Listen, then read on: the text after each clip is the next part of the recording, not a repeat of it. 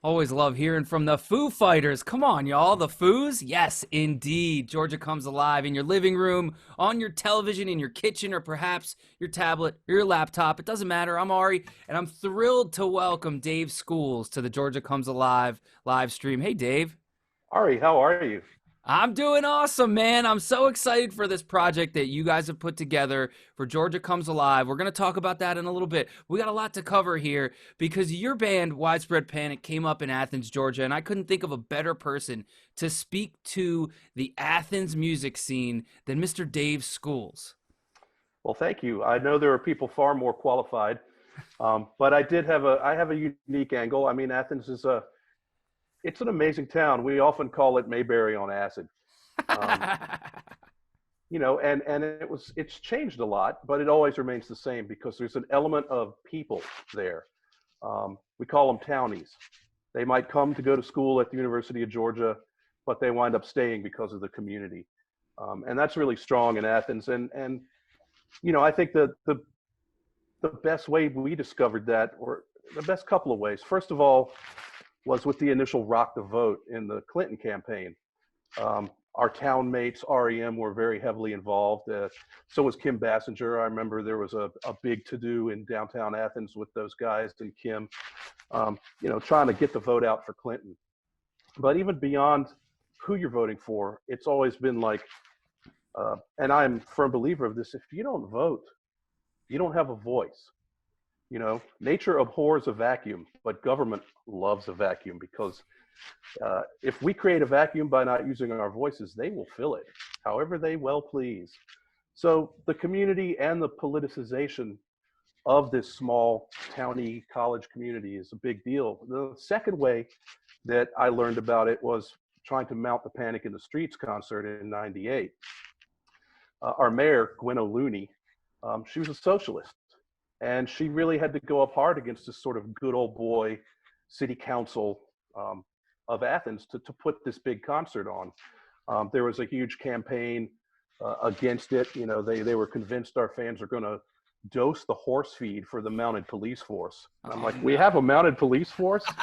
And we had to do things like promise to buy them a whole new batch of guaranteed clean horse feed. Oh, my Um, goodness. so it's like the first time I realized that business and politics and the ability to do cool things really intersect. And Yeah. it does come down to people. We have we have an incredible ability to every 4 years think that presidential campaigns define our country, um, and they do. But in a lot of ways, it's the down ballot campaigns that truly define our country. And we've all seen the think globally, vote locally type of bumper sticker sentiment. And nothing is revealed to be more true than when you live in a small town than voting locally and having a voice. And the same goes for music, by the way. I mean, you can look at these huge headlining artists, the artists that have built up their following and tour nationally, but the local artists, the ones that are playing on Tuesday nights down the street and are gathering the community are just as important and provide even more of the vibe and the flavor of that particular place. Who are some of the artists that when you guys were cutting your teeth and coming up in the Athens music scene that you looked up to the most? Well, there was a band called the Squalls. It was a famous Athens band. I'm not sure. They made a few records. They were great guys. One of the members of the Squalls, a fellow named Ken Starrett, a classic townie, and his son Yorma also played drums in a band called Prozac that was more of a rock and rap band I produced. But he still is an Athens stalwart. And the Squalls were a band that participated every year in this thing called the Human Rights Festival. It was some of the first gigs that Panic did. They'd set up a stage on College Avenue in the middle of downtown, and it was a combination of super daring, artsy local bands and outspoken activists. This was early mid 80s, so we had things like Iran Contra, and Reagan was still president, and we had a former head of the CIA as a vice president.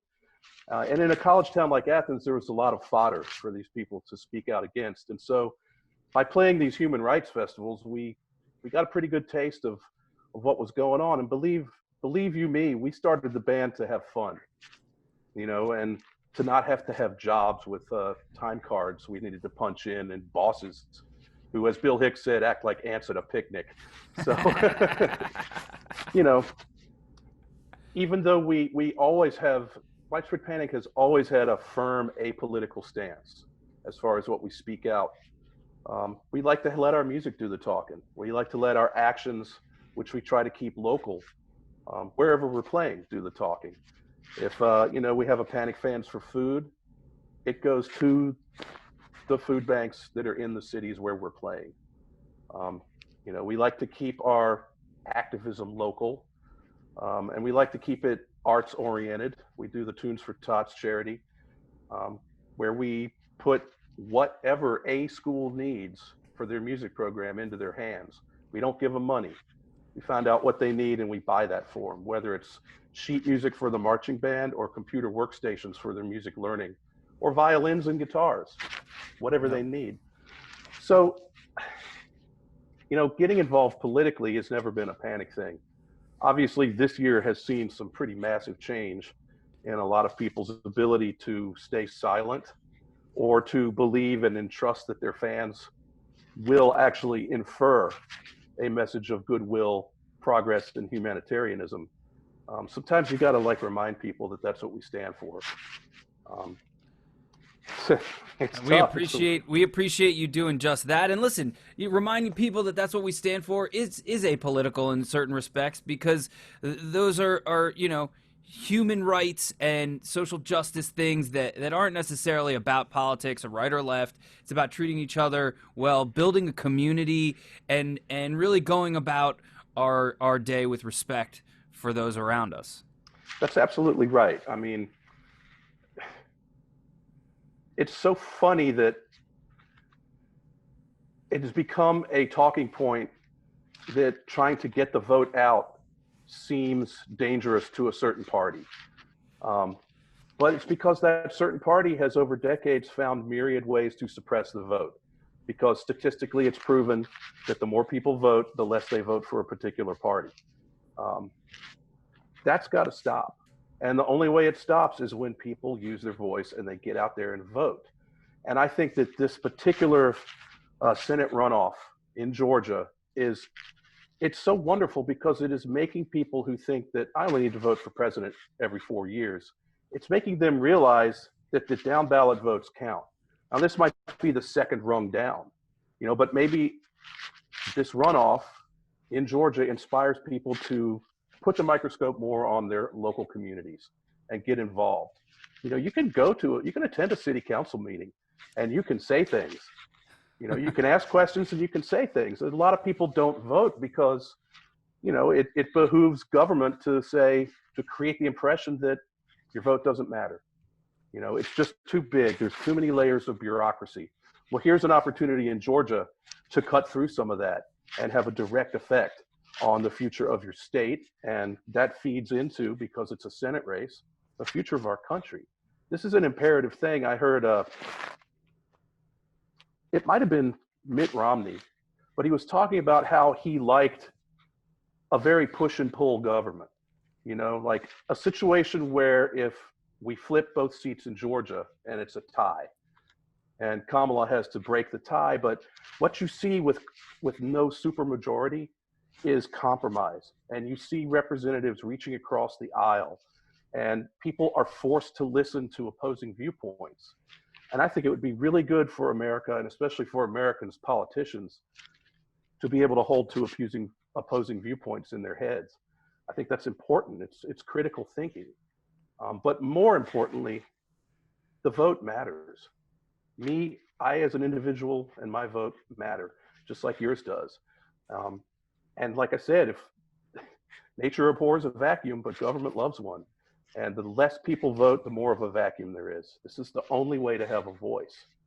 Yeah, that split that you're talking about is a really interesting topic. It's one that I touched on with Jake Sherman earlier today, political correspondent. And you're right, and not just in politics. If you've got a split, you're going to have to think about the other side even more carefully. And Andy Bernstein as well chimed in on the same topic and basically said, listen, this is part of the process, is getting inside the opposition, the other side's point of view, and finding common ground. And that's what we're here to do. And we can bridge that gap with music. Now, Dave, I want you to take us back to Panic in the Streets for a second, because this was a watershed moment for Athens, for the state of Georgia too. I'm gonna go ahead and say it. I mean, you guys drew 100,000 people to your record release party, and by the way, I will say this was what, a year plus before Big Cypress. So for those of you with the calendar, okay, this was 1998, in the spring of '98. You guys draw 100,000 people, 5 times more than what you had predicted. What were the reactions afterwards from those same people who were giving you the opposition going in? Can you do this next year? Pretty much. I mean, across the board. I remember, it's very, very famously our mayor, Gwen O'Looney, who I mentioned earlier. Her introduction to the band was simply to come out, and I think she was shaken by the scope of the crowd and how it just went over the hill downtown. And she said, "Don't hurt my town." And I remember thinking to myself kind of the same thing. It's like, this is a lot of people. This is a big responsibility. We can't just get out here, and we have to keep them focused, because it's so large that, and I know there were so many curious people had come in from the boondocks. Sure, there's a ton of Panic fans there, but it had been bandied about in the papers for a long time. And was it going to happen? Maybe it will, maybe it won't. Macon, Georgia's like, we will be glad to host it here. So, when it happened, I knew there were a lot of sort of curious people. And I've never thought once before in my life or since, except that one day, was, oh Lord, let us keep them focused. Let us do our job better than we've ever done it. And let this come off without a hitch and no one gets hurt. And smartly, the local police decided not to try to enforce the open container law and bust people for pot. They suddenly realized that this is a big thing and we really just need to make sure no one gets hurt. Right. I think there were maybe 5 transports, and most of it was like someone fell and busted their nose. Someone fell out of a tree and broke their arm, but it went off without a hitch. And suddenly, it's just funny, small towns, it's like, you guys will never pull it off. You're going to ruin our town. It's going to be horrible. And then, do you think you could give us a little more warning? Next time you do this, we'll get extra beer. Yeah, we'll start planning early. But, we were smart enough to know that it would never be the same. And it was a one-time thing. It was great. It was a lot of work. Everybody worked really hard. Our management, really, talk about learning politics. Yeah, I bet. There's actually a book was written about it. I think it's a great book, by the way. Yeah, and it's not about us. It has barely any biographical activity, but it's about, the politics of making it happen. And it was fascinating for me to read. Things went down that I didn't even know happened. Right, that's crazy. What do you think it says about the local music scene and about the Georgia music community that something like that was able to happen safely, without a hitch, and really brought people together? I mean, it's a triumph, man. Well, yeah, I agree, and thank you. And it was definitely a bridging moment.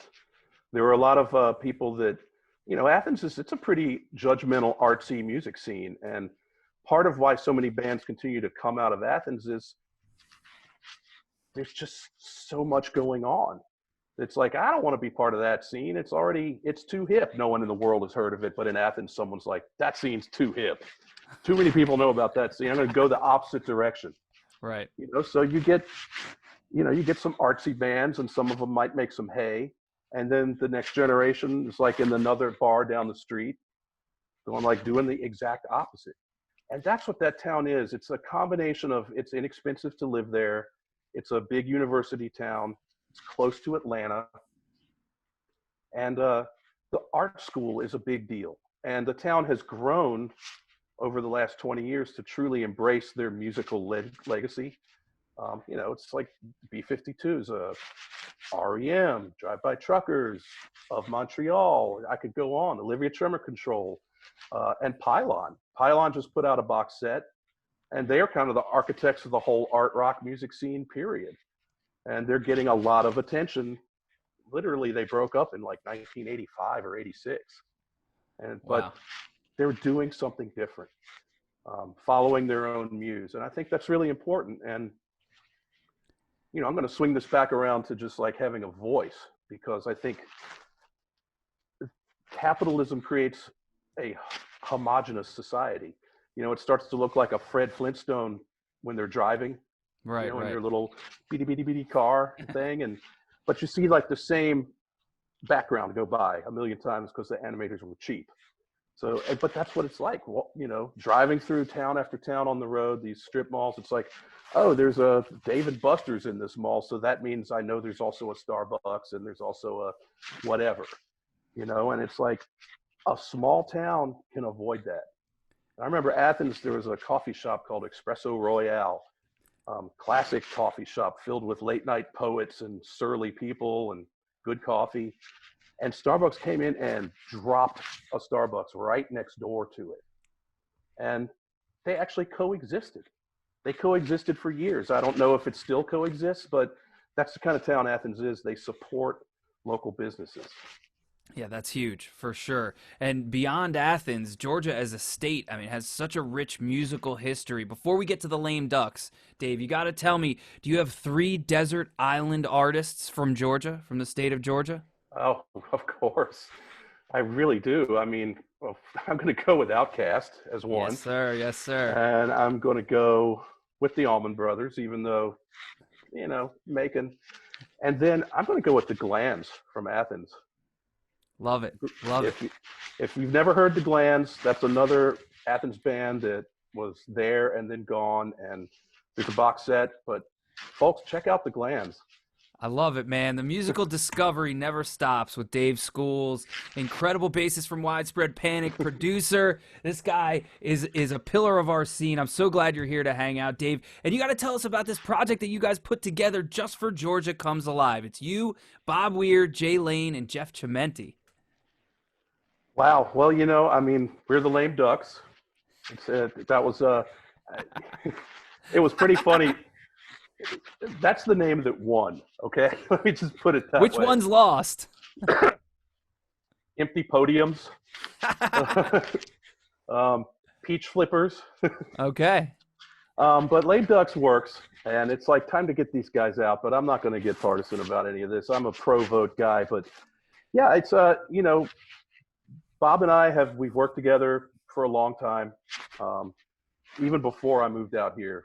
He sat in with Panic at Bonnaroo and some other festivals back in the late 90s.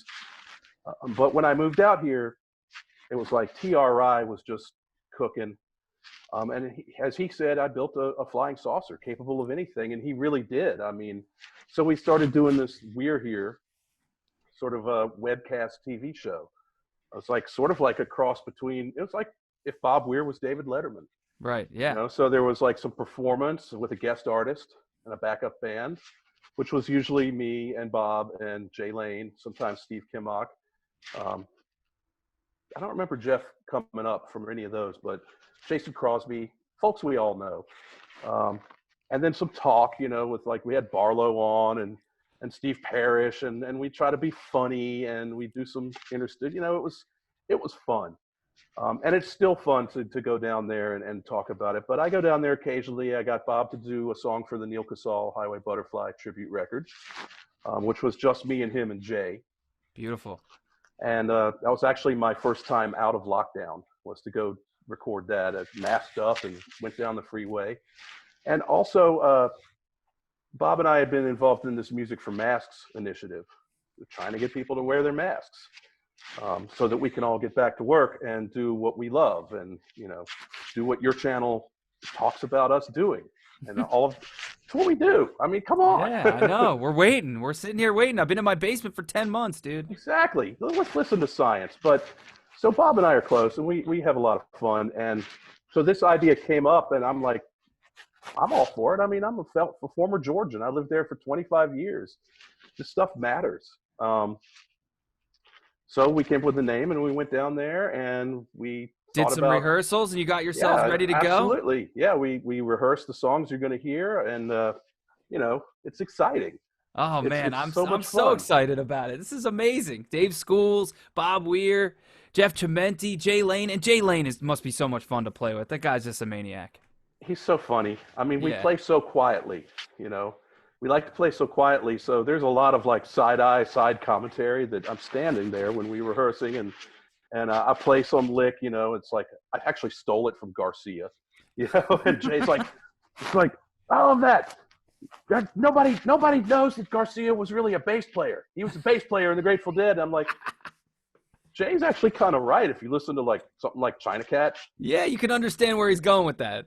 He's Totally. playing the bass because, well, the Grateful Dead have a bass player that's more like a French horn player. Yeah, So, you totally. know, and it all works. And that's the thing. That's the thing that we all begin to realize playing Grateful Dead music, that you have to walk a line between avoiding the traditional use of your instrument and maintaining your ability to project your personality through your instrument, which is where my experience with Colonel Bruce Hampton comes in. So let me go back and just correct what I was going to say about I want 4 Desert Oh, here we Island go. His discs. fourth desert island artist. Go for it. Throw him in there. I gotta have Bruce Hampton, Colonel Bruce Hampton's Arkansas. I'm sorry. Have to. I need an asterisk. I need 4 records. Sorry. You got it. I support that effort 100%, and I totally understand where you're coming from. It makes sense. That's the thing about Georgia music.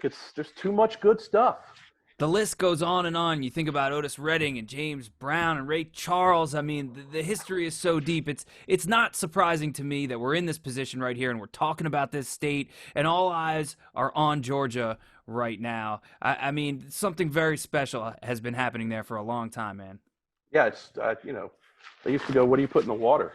I don't know. Maybe it's just not clean enough. That's awesome. Well, Dave, thank you for hanging out with us and checking in before your performance. It's always great to hear from you. We're going to keep an ear out for the records that you're making in 2021. I know you're producing a lot of projects, and we can't wait to see you on stage sooner rather than later. Fingers crossed, my friend. I'm hoping for that, Ari. And yeah, let me go confab with the Bob Meister, and you know he's going to call an audible. I just know it. Oh, really? All right. All right. We'll I expect just the know it. unexpected then. That's the rule, right? Yep, the Lame Ducks are coming up. Bob Weir, Dave Schools, Jeff Chimenti, and Jay Lane. We're also going to be hearing from the Revivalists, and right now it's Billy Strings on Georgia Comes Alive.